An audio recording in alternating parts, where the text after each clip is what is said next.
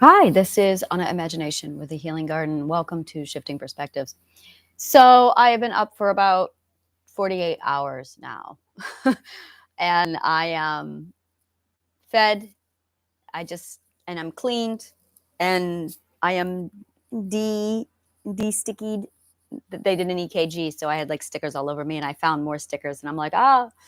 So I'm gonna go to bed. I just have thoughts in my head and I got to empty the thoughts so I can sleep, or else I'm just going to like stay there laying working rather than sleeping.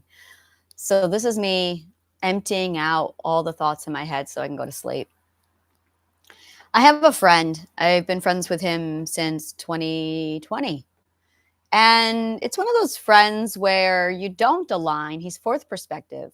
And I realized he's been really solid as far as ethics go and being there for me. So he's a good person, but he's very, very fourth perspective.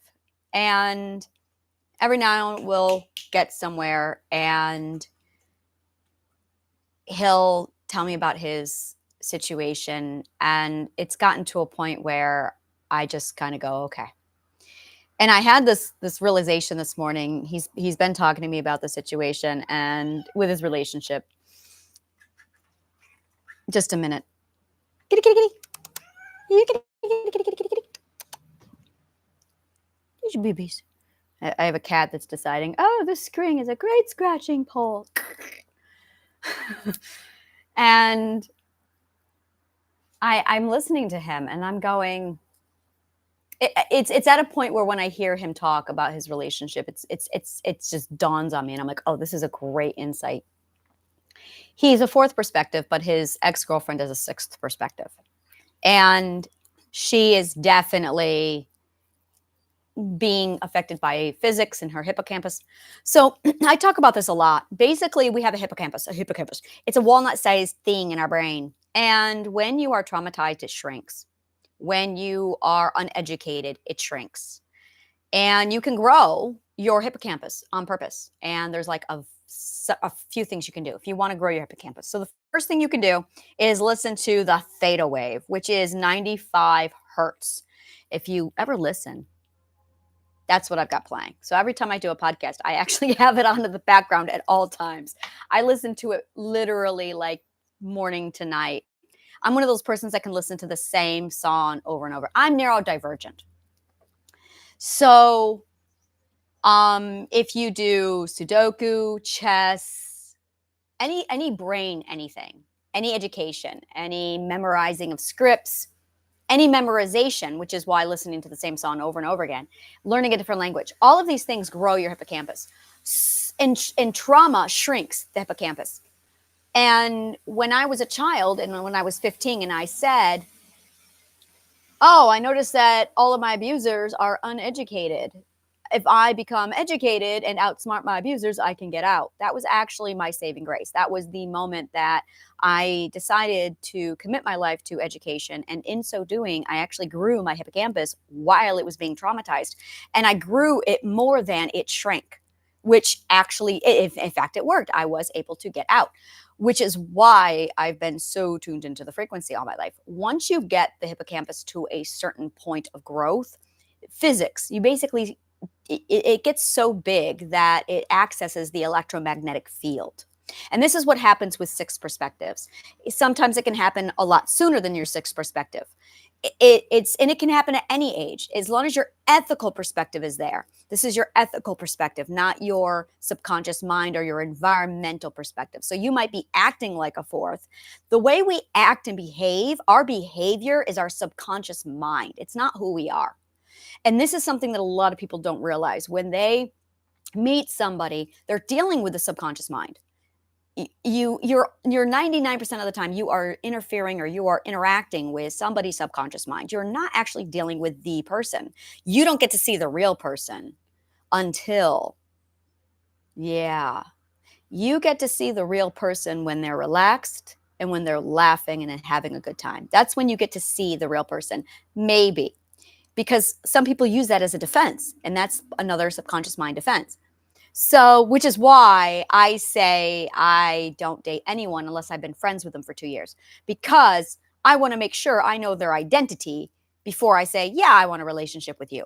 I don't want a relationship with their subconscious mind, and that's where a lot of relationships go wrong.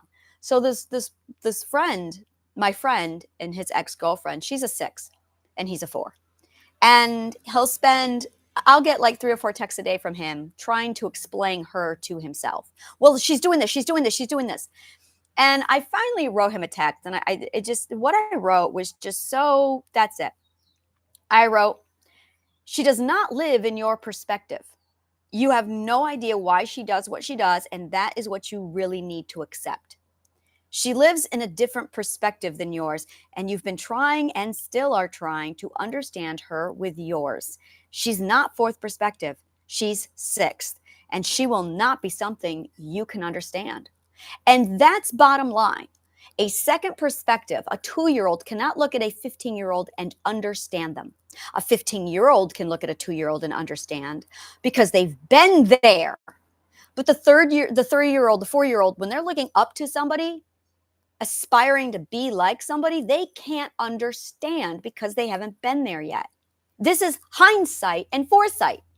So you've got somebody who's of the fourth perspective trying to understand someone of the sixth perspective, and they don't have foresight. But the sixth perspective has been there. So she has hindsight. So she's looking at her relationship with hindsight, and he's looking at the relationship with foresight. But he has never been there, so he doesn't know. And this is the way all relationships are, almost every relationship, unless you get lucky and actually find somebody who's aligned to your frequency, identity aligned, not subconscious mind aligned. And that's the problem. That's it right there.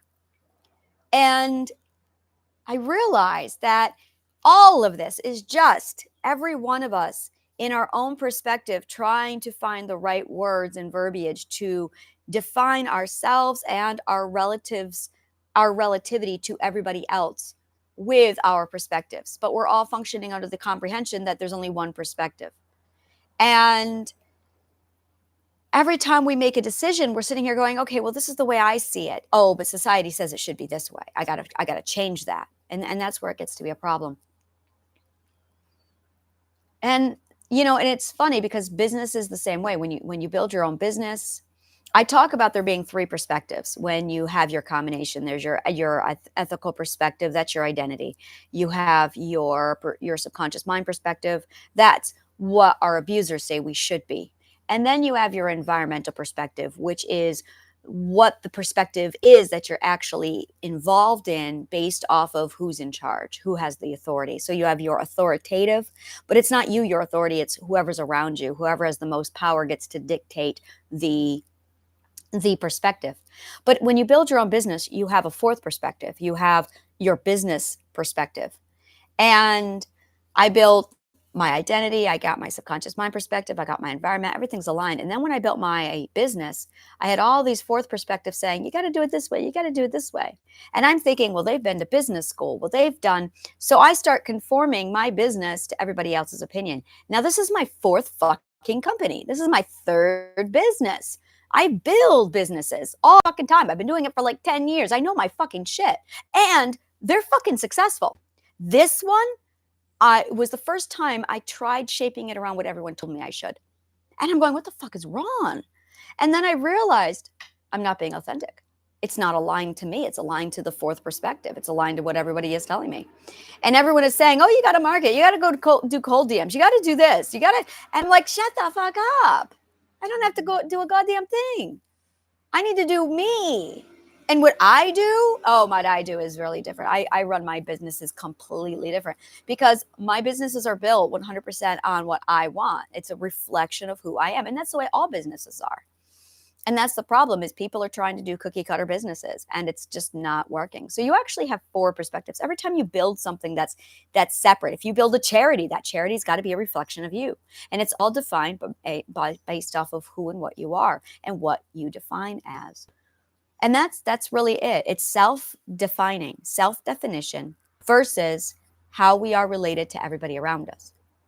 And we really need to wrap our heads around the concept that people are not in our perspective.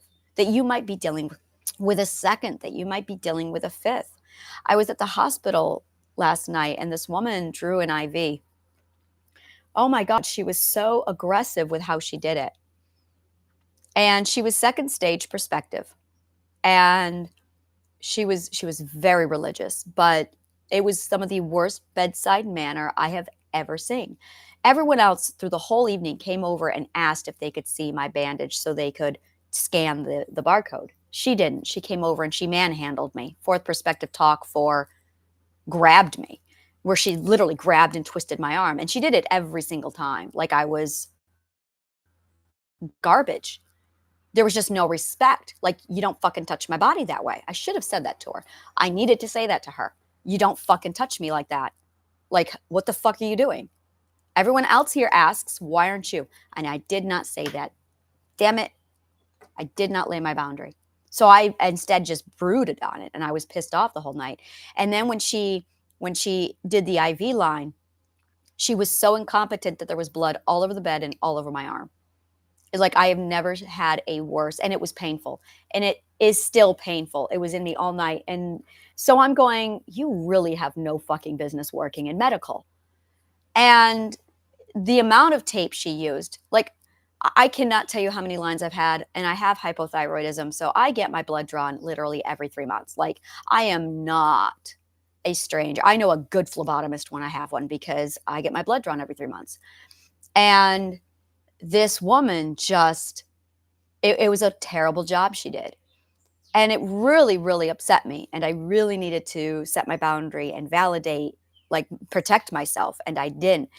And I'm upset with myself now because I did not establish that boundary. And to be honest with you, I don't know how. And it was because I was negotiating the authority in my head. Well, who's her boss? Who can I talk to? How do you report this shit? Like, who does she report to? Was she the head nurse? I knew there was just a lack of knowledge on my part. And it's interesting how it's subtle, but it's big. And we're taught to not make a big deal, not make a fuss, don't be petty. And that's gaslighting. That is gaslighting. This isn't petty shit. This is the big deal fucking shit. And that's just it. Is everyone else was phenomenal. It's just this one woman. And the words that came out of her mouth were fine. But I did get I'm huge on trust your gut. So my gut really says this woman did not like that I had a tattoo, that I was a nonconformist. That is really the vibe I got from her. And she, like, when I looked at where she had put the IV and how she'd done it, I wasn't sure if she was going after my tattoo at one point. And I'm like, wow. So, and I think it was just purely subconscious mind because of her subconscious mind culture, literally like, oh, this is evil, this is bad, this is sin. And that was how it was projecting onto her treatment of me. It was really interesting, but that is the vibe, that is the feeling I got from her. And I did the whole keep it in check, understand her point of view. This is a possibility of the situation. And I did not handle it properly because what I needed to do was assert myself and say, you don't get to fucking touch me like that. And oh, I'm so frustrated. I get frustrated myself when I don't assert my boundary because I know better. I know better.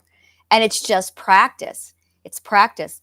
Now, earlier or later, I had this one person. He was looking for my IV, and he was digging around in the blankets, and I said no, mainly because he was in the wrong place. Like he was completely like he was pulling down the blankets from my neck, and I said no. And man, that man was respectful. He jumped right back, like don't touch. And I just pulled up my arm and showed him, and then he realized, oh, I was not at all in the right place. And I did not want him pulling down my blankets. I didn't want him violating me. I didn't want him touching anything. Like, no, I'm not comfortable. And that's all it is. I'm not comfortable. It doesn't matter if it was justified or not. I wasn't comfortable. And I said no. And he jumped right back so respectfully. I loved that. And it was like a whoa, it worked. And I did. I very much had this moment of wow. It was one of the first times I used a boundary and I saw the immediate response, and my God, it felt empowering. And I did that after this woman like violated me and I said nothing.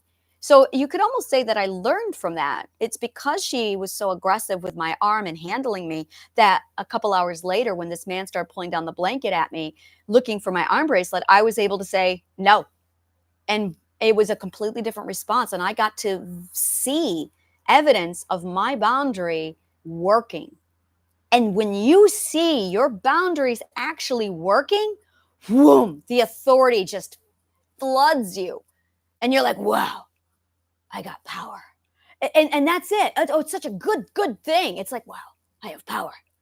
I can speak and things happen. And it's and this man, he's huge. He was like probably 6 foot, 5 foot 11.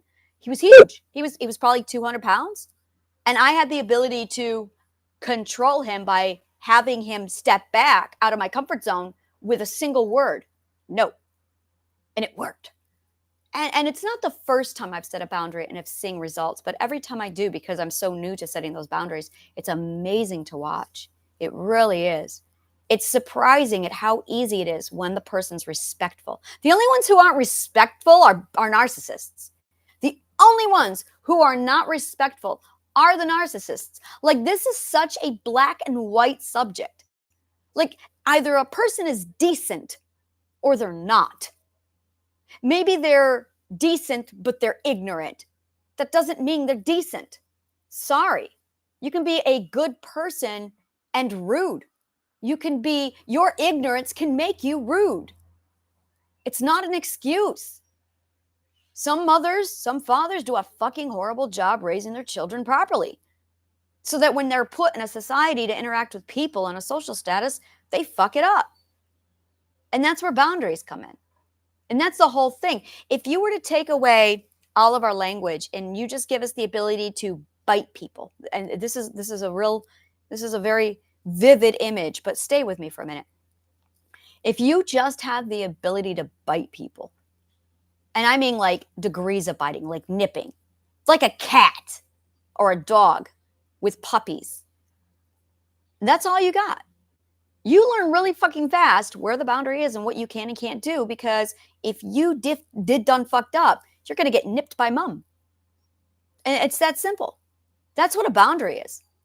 It's a little check to say, no, that's my comfort zone. And people use boundaries to manipulate the behavior of other people. Now, that's actually not a boundary. That's a rule, and that's control. Fourth perspectives have that problem. But yeah, it's a learning experience. It's really interesting. So yeah, once you start defining yourself, once you really start to solidify yourself and you know who you are, the whole thing just kind of like, oh, this is the other thing that I noticed. So I have a horrible sense of direction. I mean, I'm looking at the map and I will still go in the opposite direction. So it took me 2 hours to do a 20-minute walk to the subway station. And then I got on the wrong train in the wrong direction. And I started to go into Manhattan the opposite way instead of going to Coney Island the right way. Yes, I am that person. So it took me 3 hours to get home when it should have taken me 30 minutes, which is normal for me. It's infuriating. So let's just say I had a lot of time to think. I'm walking and I'm thinking. The sun had not yet risen. I got to see the sunrise this morning down on the beach on Coney Island. It was beautiful. And I had this moment where I realized when you have your cognitive core, and that's your identity, your ethics, your beliefs, your name, and your perspective. That's your cognitive core. And whenever you get a thing to process through your cognitive core to turn it into your perspective, it goes through the process. It starts with your identity. That's stage one. What do I love? What do I want? Because I love this, I value this. That's your ethics. Because I value this and I love this, I believe this. Do you hear the words I'm saying? Because I love and I value, I believe. That's it.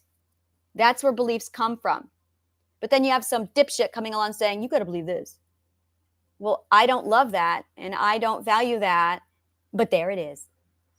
And that's the problem. That's why you end up with trauma.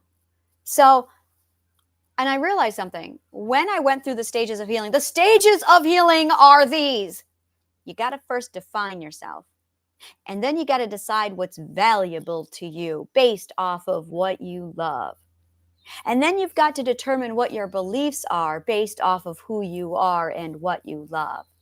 And then you need to take those three things, who you are, what you value, and what you believe, and use those things to create your name. Then you know who you are. And who you are is your perspective. Who you are is the whole kit and caboodle. And that is the stages. I've said it so many times, the knowing, the belonging, the authority, and the identity. That is the cognitive core. That is healing, is when you know who you are with your identity, when you know where you belong based on your ethics, and when you have your authority based on your beliefs, and then you know your name, and that is the naming. And then you know who you are. And that's what you're doing when you heal. That is exactly what you're doing when you heal. It's a full, well-rounded, you need your subconscious mind disciplined, you need your identity defined and nurtured, and you need your conscious awareness, your ego aware of all of this shit and in the position to manage all of this shit, because your subconscious mind requires discipline. And an unaware ego, an unaware conscious awareness cannot discipline a subconscious mind. So if you're ignorant of this whole setup, your subconscious mind is going to be captain. And that's a big problem, because the subconscious mind runs things completely differently than the conscious awareness does.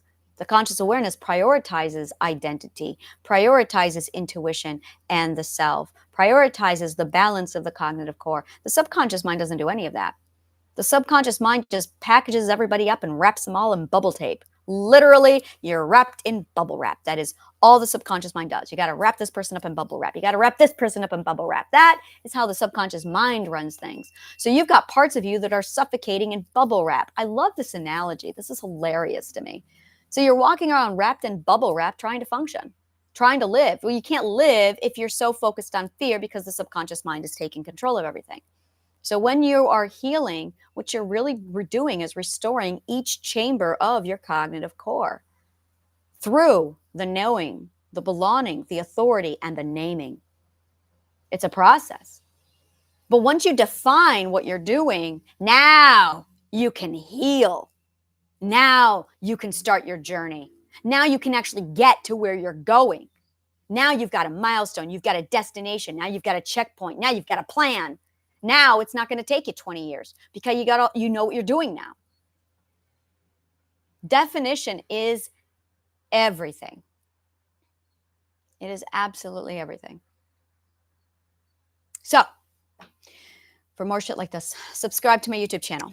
For even more shit like this, subscribe to my amphitheater. And if you want detailed, organized, and orderly shit like this in a designed layout with purpose, take a look at my masterclasses.